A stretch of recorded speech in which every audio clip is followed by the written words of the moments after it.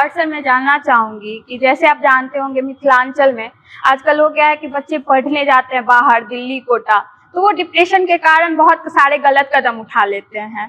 और जैसे corporate culture में भी होता है कि आजकल लोगों को स्ट्रेस डिप्रेशन बहुत होने लग गया है, तो आप इसके कारण बता सकते हैं? देखिए, जहाँ तक बच्चों का सवाल है ना, आपका बिल्कुल सही सवाल है, बहुत ही अच्छा सवाल है कि आजकल मैं देख रहा हूँ कि बहुत जितने भी मतलब कहीं की जो अपने अपने जगह से, चाहे दिल्ली हो, बम्बई हो, कलकत्ता, मद्रास, कोटा, राजस्थान, जहाँ भी बच्चे लोग वहाँ जा रहे हैं और काफ़ी स्ट्रेस का शिकार हो रहे हैं। तो पहले तो मैं बच्चों से भी कहूँगा, साथ साथ पेरेंट्स को भी कहना चाहूँगा। पहले बच्चों से मैं ये कहता हूँ कि देखो बच्चों, मार्कशीट तो महज एक कागज़ का टुकड़ा है, लेकिन तुम तो किसी के दिल के टुकड़े हो ना।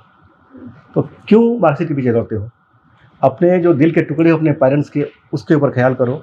जब भी कभी मन में ख्याल आए ना कि पूरा ख्याल मुझे कुछ ना कुछ गलत कमिट कर लेना है, तो अपने पेरेंट्स का चेहरा याद रखना, अपने पेरेंट्स को ज़रूर देखना, तो ये ख्याल नहीं मिट जाएगा। और दूसरा मैं पेरेंट्स को कहना चाहूँगा कि कभी कभी क्या होता है ना कि बहुत सारे पेरेंट्स जो हैं, जो हम लोग ही पेरेंट्स हैं, तो हमने जो अपने समय में नहीं किया वो चाहते हैं कि मेरे बच्चे कर लेंगे। लेकिन मैं हमेशा कहता हूँ कि हर बच्चे का टैलेंट अलग अलग अलग अलग होता है, हर इंसान की क्वालिटी अलग है। मैंने पहले भी कई बार सेशन में कहा है कि बचपन में हम लोग एक चंपक वन की कहानी सुनते थे। एक बार क्या हुआ था कि एक बार चंपक वन में जो शेर वहाँ के राजा थे, उनको हटा दिया गया था कि आज से राजा कोई और रहेगा। और बाकी जब नया कोई राजा बने तो उन्होंने क्या कहा कि हर किसी को सारे विद्या, सारे टैलेंट आने चाहिए। उन्होंने कहा कि चलो ठीक है, मछली जो है पेड़ पर चढ़ेगी, हाथी जो है पानी में तैरेगा, हाथी पेड़ पर चढ़ेगा। जब हाथी पेड़ पर चढ़ने के लिए गया, बेचारा पैर तोड़वा लिया। मछली कैसे पेड़ पर जाएगी, चिड़िया कैसे पानी में डुबकी लगाएगी। तो ये सब उठपटांग जब हुआ तो सबके पैर हाथ टूट गए, सबका अलग अलग बॉडी पार्ट नुकसान हुआ। तो उस राजा को समझ में आया कि नहीं, हर इंसान में अलग अलग अलग अलग टैलेंट है। इसीलिए मैं हमेशा कहता हूँ कि जितने भी हम लोग धरती पे आए हैं, ऊपर वाला ने जो हमें धरती पे भेजा है ना, किसी को अनायास नहीं भेजा है, हर किसी में एक स्पेशल क्वालिटी दे के भेजा है। तो पेरेंट्स को समझना पड़ेगा कि मेरे बच्चों में क्या स्पेशल क्वालिटी है। कुछ लोग कहते हैं कि मैं कैसे समझूं कि मेरी स्पेशल क्वालिटी क्या है। इसका एक सटीक सा जवाब है कि जिस काम को करने में मैं थकूं नहीं। मैं रील देखने की बात नहीं कर रहा हूँ, रील देखने, शॉर्ट्स देखने थक नहीं रहा हूँ, उसकी बात मैं नहीं कर रहा हूँ।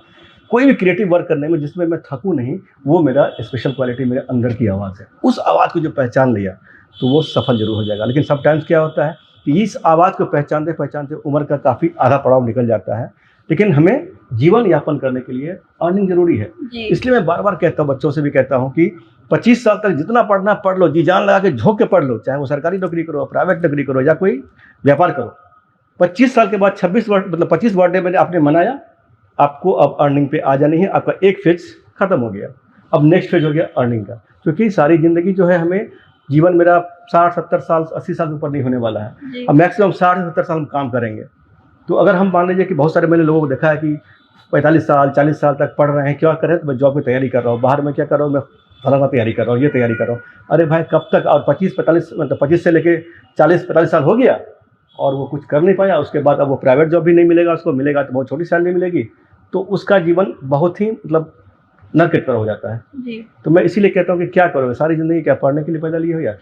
तो पढ़ाई का सीमा, जीवन का लाइफ साइकिल है। जैसे प्रोडक्ट की लाइफ साइकिल है, बिजनेस की लाइफ साइकिल है, उस तरह जीवन का लाइफ साइकिल है कि 25 साल तक स्टडी फेज हो गया, 25 साल से लेकर 60 साल तक अर्निंग का फेज है, और 60 के बाद जो है अपना ईश्वरीय भक्ति में लग जाइए आप। तो इस तरह से अगर बात के चलेंगे तो जीवन को जीवन।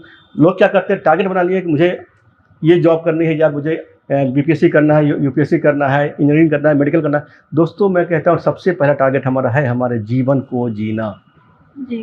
पहला गोल मेरा वही है कि जीवन को जीना है। उसको जीने के लिए हमें कुछ पैसे की जरूरत पड़ती है, खर्चे की जरूरत पड़ती है। उसके लिए अलग अलग ये टारगेट्स है कि हम ये जॉब करें, ये जॉब करें, ये क्वालिफिकेशन करें, ये करें। ठीक है, वो सब कीजिए, लेकिन पहला गोल हम भूले नहीं, हमें जीना है। मैं सारे बच्चों को बोलूँगा, सारे पेरेंट्स को बोलूँगा कि बच्चों पर स्ट्रेस ना करें और जीवन को पहले जिए। सर वैसे मैं जानना चाहूंगी कि जैसा अभी आपने बताया कि पेरेंट्स को भी समझना चाहिए, तो इस पे मेरा एक सवाल है आपसे कि पेरेंट्स कैसे अपने बच्चों को समझ सकते हैं कि वो किस लाइफ में जाना चाहते हैं, किस जॉब के लिए वो जाना चाहते हैं? देखिए, जॉब तो एक पार्ट है ना। पहले मेरा पेरेंट्स को ये समझना है कि क्या मेरा बच्चा स्टडी कर रहा है, तो पहले उसको जो है डिसिप्लिन की ज़रूरत है, उसको वो दे, उसको एक अच्छा इंसान बनाए। मैं हमेशा कहता हूँ लोगों को कि लोग जो है अलग अलग सिचुएशन में, अलग अलग रिलेशन में अच्छा बनने की कोशिश करते हैं।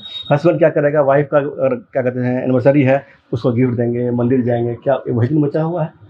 भाई अपनी बहन को रक्षाबंधन में कुछ गिफ्ट करेगा, यानी कि अच्छा भाई बनने के लिए अलग कुछ करता है, अच्छे पिता बनने के लिए अलग कुछ करता है, अच्छा पति बनने के लिए अलग करता है, अच्छा पत्नी बनने के लिए अलग अलग करता है। मैं हमेशा कहता हूँ कि अलग अलग अलग अलग रिलेशंस में अच्छा बनने की कोशिश मत करो, सिर्फ एक अच्छा इंसान बन जाओ, सब जगह आप अच्छे बन जाओगे।